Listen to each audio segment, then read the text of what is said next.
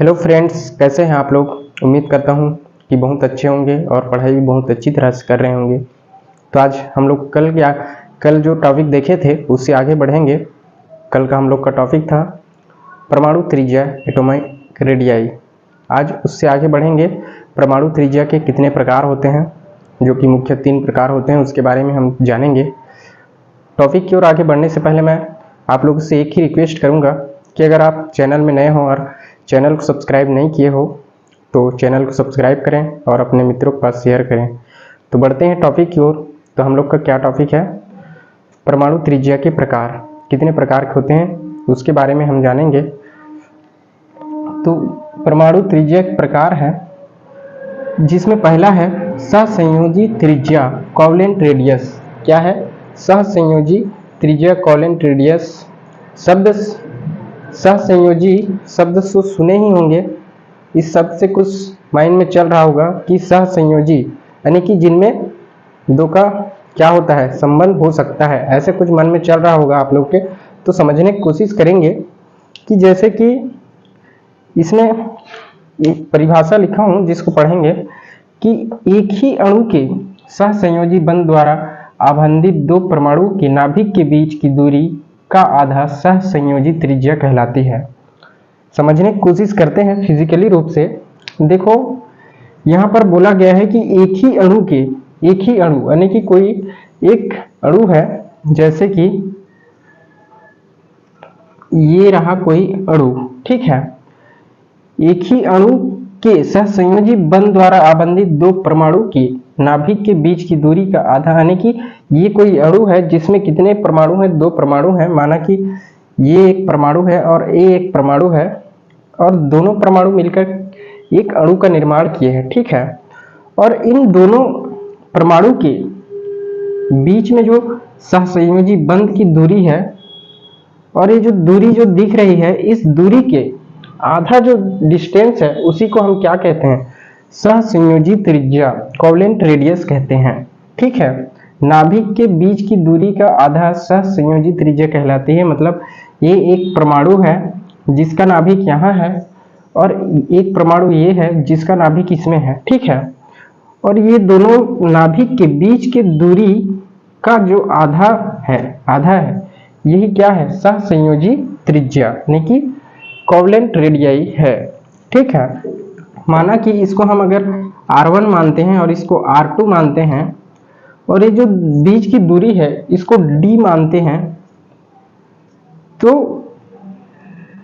इसको इस प्रकार भी समझेंगे कि R1 प्लस R2 बटा 2 करेंगे, यानी कि इसका आधा निकलेगा। वही इसका क्या है, एटॉमिक रेडियाई, जिसमें क्या है, सहसंयोजी त्रिज्या, ठीक। उसी प्रकार अगर हम इसे इस प्रकार भी लिख सकते हैं D/2, यानी कि 2 नाभिक है, 2 परमाणु की नाभिक है, उसके बीच के जितनी दूरी है उसके आधा जो दूरी होता है उसी को हम क्या कहते हैं, सहसंयोजी त्रिज्या, ठीक है, कोवेलेंट रेडियाई। उम्मीद करता हूं कि इतना बात समझ में आ गया होगा। आ गया ना? हाँ, आ गया होगा। तो मैं आगे बढ़ूंगा कि इसी में है हम लोग का दूसरा वान डर वाल्स त्रिज्या, वान डर वाल्स रेडियस, ठीक है। इसमें क्या कहता है कि ठोस अवस्था में किसी तत्व के निकटतम 2 अणुओं के नाभिक के बीच की दूरी का आधा वान डर वाल्स त्रिज्या कहलाती है। यानी कि इसमें क्या है, ठोस अवस्था में किसी तत्व के निकटतम 2 अणु उपस्थित हैं।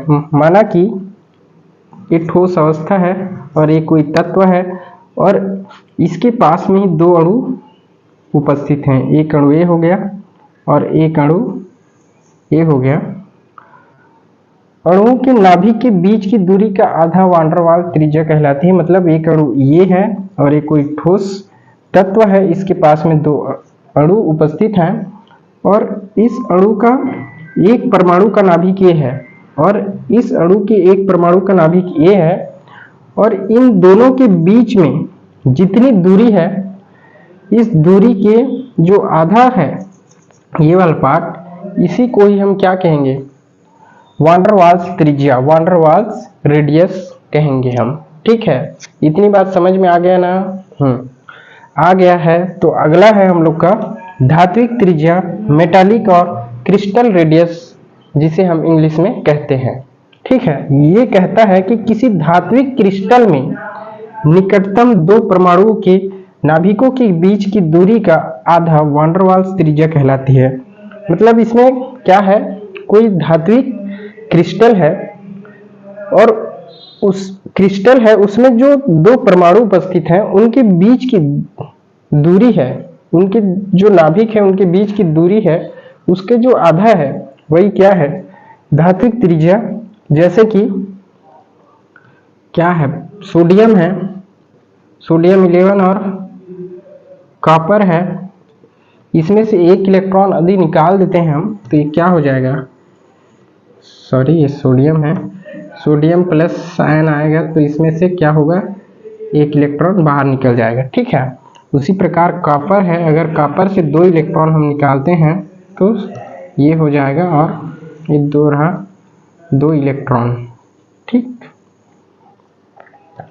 दो इलेक्ट्रॉन निकल गया तो कॉपर में प्लस आयन आ गया। उसी प्रकार ये कोई क्रिस्टल में उपस्थित दो परमाणु है। ठीक है, क्या है, किसी क्रिस्टल में उपस्थित दो परमाणु है और ये जो दोनों परमाणु है ये माना कि क्या है, सोडियम है और ये कॉपर है और ये कोई क्रिस्टल है और ये कॉपर का जो एटॉमिक क्या है, केंद्र है, और इस सोडियम का जो नाभिक है, कॉपर का नाभिक और सोडियम का नाभिक, और ये जो दोनों के बीच का जो दूरी है, इसके जो आधी दूरी होगा वही उस दूरी को ही हम क्या कहते हैं, धात्विक त्रिज्या, मेटालिक या क्रिस्टल रेडियस कहते हैं। ठीक है, क्लियर है, समझ में आ गया है? उम्मीद करता हूं कि समझ गए होंगे और बहुत ही अच्छी तरीके से समझ में भी आया होगा। तो वीडियो अगर पसंद आया है और समझ में टॉपिक अच्छे से समझ में आया है तो लाइक करें और अपने मित्रों के पास शेयर करें। मिलते हैं अगले वीडियो में नया टॉपिक नया एनर्जी के साथ। तब तक के लिए चैनल में बने रहिए और जाते जाते एक ही रिक्वेस्ट करूंगा कि अगर आप चैनल में नए हो और चैनल को सब्सक्राइब नहीं किए हो तो चैनल को सब्सक्राइब जरूर करें। Thank you so much.